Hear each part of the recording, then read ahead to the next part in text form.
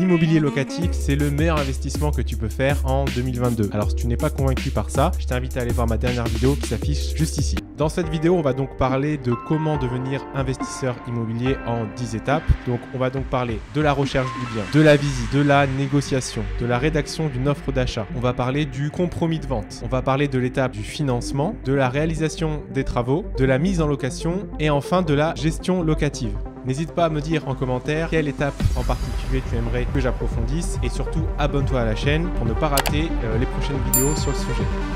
La première étape pour investir dans l'immobilier, ça va être l'étape de la recherche du bien. Alors je vais te donner 3 manières de trouver un bien. La première manière, c'est d'aller sur les sites internet. Le plus connu, c'est Le Bon Coin. Tu as ensuite Se Loger et PAP, particulier à particulier. La deuxième manière, c'est de te rendre dans une agence immobilière et d'aller missionner un agent immobilier qui va rechercher pour toi le bien selon tes critères. Il faut que tu saches que c'est gratuit et que ça ne coûte rien tant que tu n'achètes pas de bien. Donc ce qui est intéressant avec ça, c'est qu'il y a quelqu'un qui travaille pour toi et donc pendant ce temps, tu peux faire autre chose. La troisième manière, c'est une manière que moi j'aime bien. Elle est valable si tu connais l'endroit où tu veux chercher. Il s'agit tout simplement de se promener dans le quartier en question et d'aller regarder les différentes pancartes que les agences affichent sur les biens à vendre. Tu peux aussi discuter avec les personnes du quartier et notamment les commerçants, les buralistes qui peuvent avoir des informations sur les biens à se vendre. N'oublie pas aussi les gardiens d'immeubles si tu arrives à en trouver. Deuxième chose, c'est où investir. Alors ok, je t'ai donné 3 manières pour trouver un bien, mais la question que tu peux te poser, c'est où est-ce que j'investis? Quand tu débutes dans l'investissement immobilier,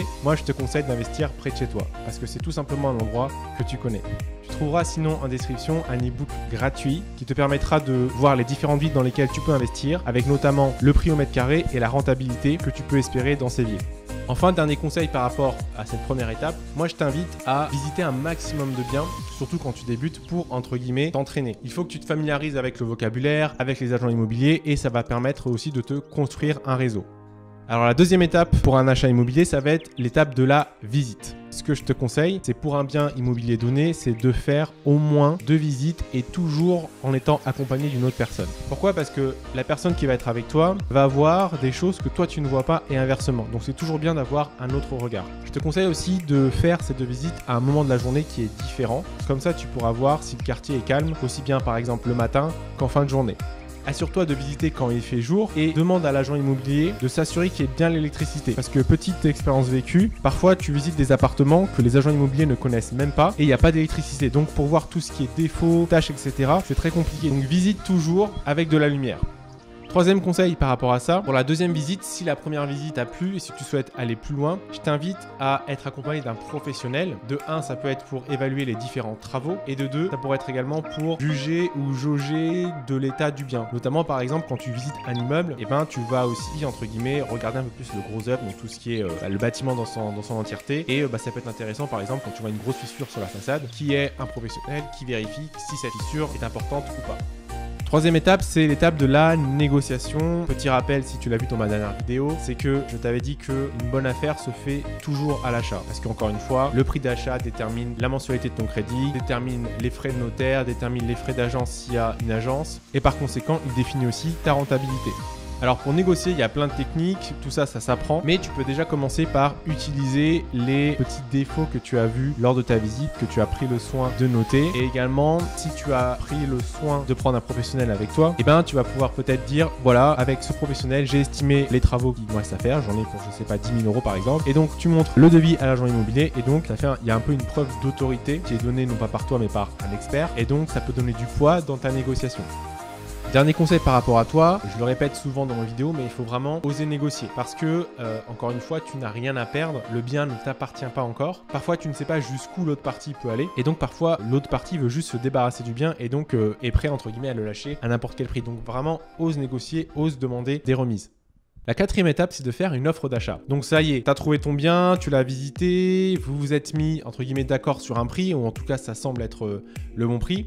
Et donc, pour acheter un bien immobilier, il faut en fait rédiger une offre où tu vas écrire le prix d'achat notamment. Donc, c'est une offre écrite. Tu peux aussi rajouter notamment jusqu'à quand ta proposition est valable pour mettre un peu la pression au vendeur. Faut pas que tu oublies une chose, c'est que quand tu es acheteur, tu es en position de force. N'oublie jamais que tu n'es jamais obligé d'acheter. Par contre, le vendeur, lui, il est obligé de vendre. Et ça, c'est hyper important. Et également, deuxième chose, c'est que je te conseille de ne pas t'attacher au bien que tu visites. C'est une erreur qu'on fait quand on débute. Tu vas chercher ton bien et tu vas trouver un bien qui semble être parfait en termes de rentabilité, en termes d'emplacement, etc. Peut-être que tu vas te dire, bon bah je vais pas le négocier pour être sûr de l'avoir. Mais sache que des biens, il y en a partout. Et surtout, une chose qui est très importante, c'est que, en tout cas c'est une stratégie moi que je te conseille quand tu débutes, c'est le fait de déjà d'investir dans l'ancien parce que tu vas payer moins cher. De deux, tu ne seras pas en concurrence avec les personnes qui n'aiment pas faire les travaux parce qu'il y a des gens qui n'aiment pas faire les travaux. Et tu seras aussi moins en concurrence avec les personnes qui cherchent pour leur résidence principale. Parce qu'en général, en tout cas, il y a une partie de ces personnes qui ne veulent pas de travaux, qui veulent, entre guillemets, poser leur valise. Donc, investir dans l'ancien, c'est pas top pour eux.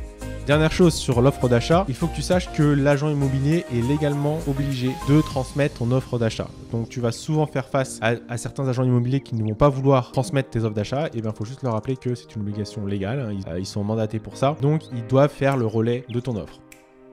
Cinquième étape, c'est le compromis de vente. Donc, ça y est, ton offre d'achat est acceptée par le vendeur. Félicitations, mais ce n'est pas fini. Tu vas devoir passer chez le notaire, et je dis bien chez le notaire, ou en tout cas, il faut que tu sois accompagné absolument de ton notaire parce que ton notaire va défendre tes intérêts. Et donc, le compromis de vente, qu'est-ce que c'est? C'est tout simplement un contrat qui va définir les conditions de la vente.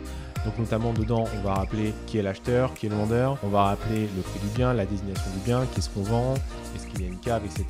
Voilà, il y aura plein de documents qui seront dedans, mais ce qui va être très important aussi, c'est ce qu'on appelle les conditions suspensives. Donc ce sont des conditions qui protègent à la fois le vendeur et l'acheteur et des conditions indispensables à la réalisation de la vente. La clause suspensive la plus importante, c'est celle d'obtention du crédit de base.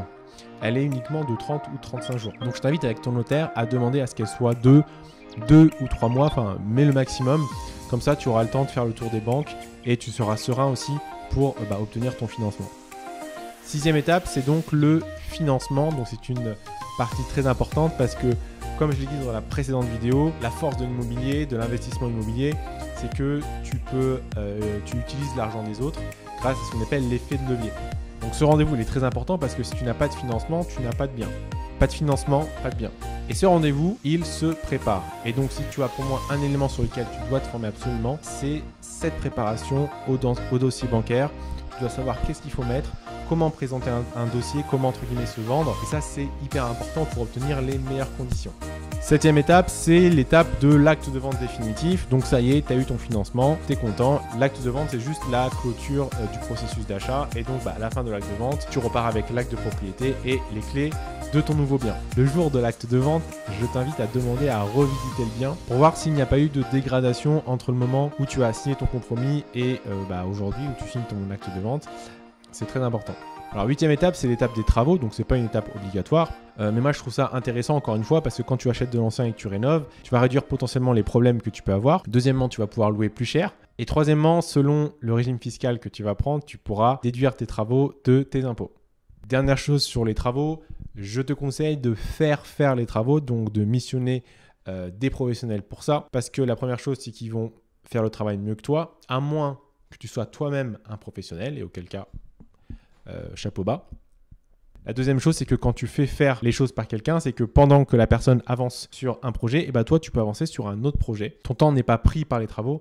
Et ça, c'est très important en tant qu'investisseur de vraiment privilégier ton temps. Donc maintenant, je vais te parler de la mise en location et de la gestion locative. Mais juste avant, je t'invite à laisser un petit like. Ça fait toujours plaisir. Et je t'invite aussi à t'abonner si tu ne l'as pas encore fait. Alors, neuvième étape, c'est l'étape de la mise en location, donc typiquement de la publicité de ton bien. Alors là, c'est très simple. Moi, je t'invite à recopier le modèle que tu vas trouver dans le livre « L'investissement immobilier locatif intelligent » de Julien de la Grandane. Tu trouveras en description le lien pour te procurer le livre. Et enfin, la partie de la gestion locative, donc tu peux la faire soit toi-même, tu peux aussi la déléguer à une agence immobilière ou à un huissier. Et donc, selon les formules que tu prends, l'agence peut aussi se charger de l'état des lieux, se charger de la rédaction de l'annonce et de la sélection des locataires et puis de la gestion après par la suite. Quand tu débutes, moi je t'invite à faire les choses par toi-même. De 1, ça ne coûte rien. Et de 2, surtout, c'est que ça va être pour l'étape du choix du locataire. Qui mieux que toi peut choisir ton locataire? Parce que tu vas le choisir déjà, entre guillemets, au feeling. Tu vas bien sûr vérifier tous les papiers qu'il faut, mais tu vas pouvoir créer une relation avec lui. Et ça, c'est très important. Parce qu'une agence, entre guillemets, elle va pas chercher à connaître la personne, elle va juste regarder les critères, j'ai envie de dire, de salaire, etc. Mais ça ne fait pas tout. Et pour moi, c'est important de se fier à ton propre feeling. Et pour gérer un bien immobilier, tu as l'application Rentila, donc je te mettrai le lien en description. c'est une application qui est vraiment top pour gérer tes biens. Bah, tu as une version gratuite qui te permet déjà de bien commencer à le faire. Maintenant que tu as compris les différentes étapes pour devenir investisseur immobilier, je t'invite à regarder la prochaine vidéo pour plus d'informations sur le sujet. Je te dis à bientôt sur une prochaine vidéo. Porte-toi bien. Salut.